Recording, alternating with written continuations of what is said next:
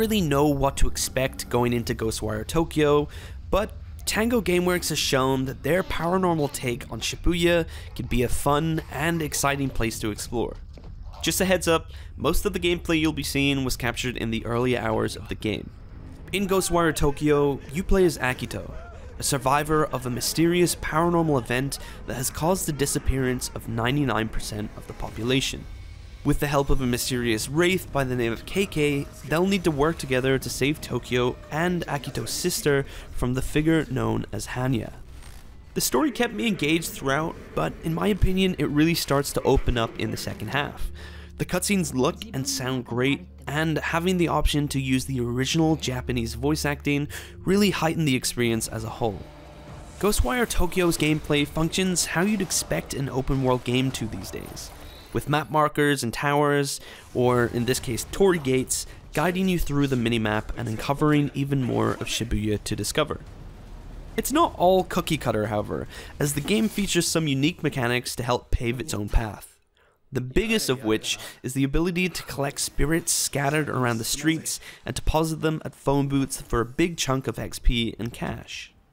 My favorite unique feature of the game, however, is the option to not only pet, but also feed all the stray dogs who somehow also survive the event.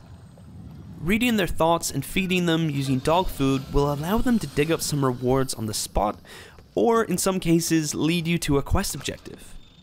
The game's combat, while starting out basic, eventually gains a few more layers to it and starts having a satisfying rhythm to it.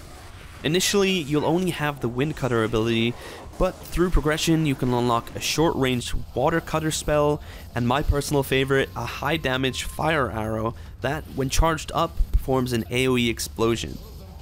On top of that, there are also talismans that you can purchase to debuff your enemies and even stun them.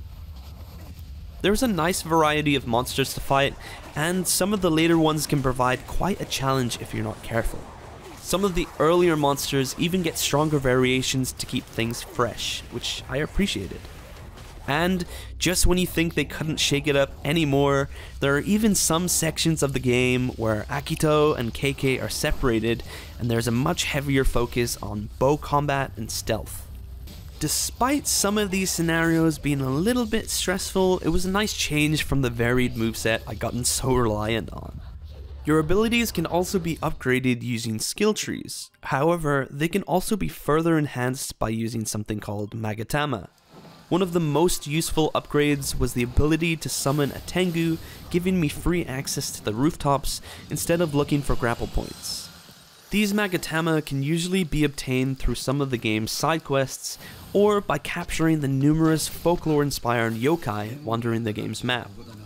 Speaking of side quests, Ghostwire Tokyo features some brilliant side quests that have also been inspired by rumors and stories passed down by generations in Japan. Most of them are rather brief, but I found a lot of them to be far more engaging than in other recent open world titles. And, like I mentioned before, they're worth doing for the extra skill upgrades. Visually, the game looks stunning. Everything from the damp streets of Shibuya to the dingy interiors of these old Tokyo buildings. Lighting comes into play here as one of the bigger factors, as it knows exactly how and when to set the tone of a scene. There are also these jaw-dropping reality-bending chase sequences that I wish were shown off just a little more, but still remain one of my favorite things about the game. Spell effects are intricate and well designed, and the visual and sounds of the monsters were perfect.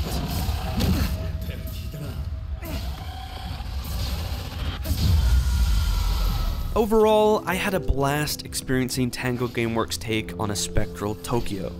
With sharp visuals and a wide variety of interesting stories to explore, I'm sure people are going to enjoy the paranormal thrills that await them in Shibuya, and I'm excited for people to get their hands on the game.